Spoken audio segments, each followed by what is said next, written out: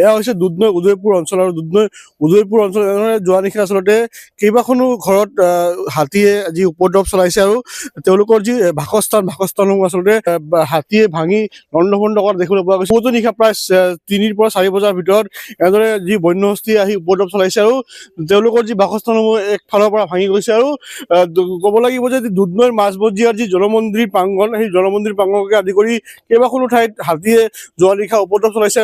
বাসস্থানসমূহ একফালৰ পৰা ভাঙি গৈছে যি বন্যহস্তীৰ জাকটোৱে আৰু দুধনৈ দাঁতিকাষৰীয়া যি অঞ্চলসমূহ আছে সেই অঞ্চলসমূহত আচলতে হাতীয়ে উপদ্ৰৱ চলোৱা আমি দেখিবলৈ পাইছিলো। কিন্তু এইবাৰ আহি দুধনৈৰ যি মাজমজিয়াৰ যি গাঁওসমূহ আছে দুধনৈৰ মাজমজিয়াৰ গাঁওসমূহ যি উপদ্ৰৱ চলোৱা দেখিবলৈ পাইছে দুধনৈৰ যি মাজমজিয়াত আৰু দুধনৈৰ মাজমজিয়া উদয়পুৰ বুলি যি গাঁও সেই উদয়পুৰ গাঁৱত আচলতে যোৱা নিশা যি উপদ্ৰৱ চলালে হাতী আৰু ইয়াৰে স্থানীয় ৰাইজ আছে আমি তেওঁৰ পৰা এই সম্পৰ্কে কিছু কথা জানিবৰ কাৰণে যত্ন কৰিম। যোৱা নিশা আচলতে যি দুধনৈৰ মাজমজিয়াত হাতীয়ে উপদ্ৰৱ চলালে আপোনালোকৰ ঘৰত চাগে উপদ্ৰৱ চলাইছে হাতী, কি ক'ব? ৰাতি 2 বজাৰ পৰা তাৰমানে যিটো হাতীৰ উপদ্ৰৱ হৈছে মানে আহি ঘৰবিলাক ভঙাইছে আৰু এটা নহয় 2টা ঘৰ ভঙাইছে। সেইকাৰণে আৰু কি ক'ম আৰু ৰাতি লণ্ডভণ্ড কৰিছে মানুহখিনি, কোনোমতে পলাই গৈছে। 2টা ল'ৰা আছিল, কোনোমতে শোৱাৰ পৰা উঠাই লৈ গৈছে, কোনোমতে দাঙি কিনে।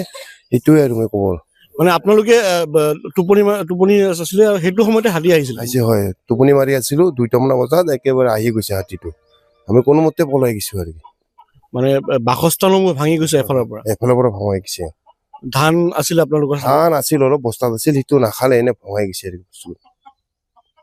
ৰাইজ বৰ্তমান মানে শংকাত ভুগি আছে।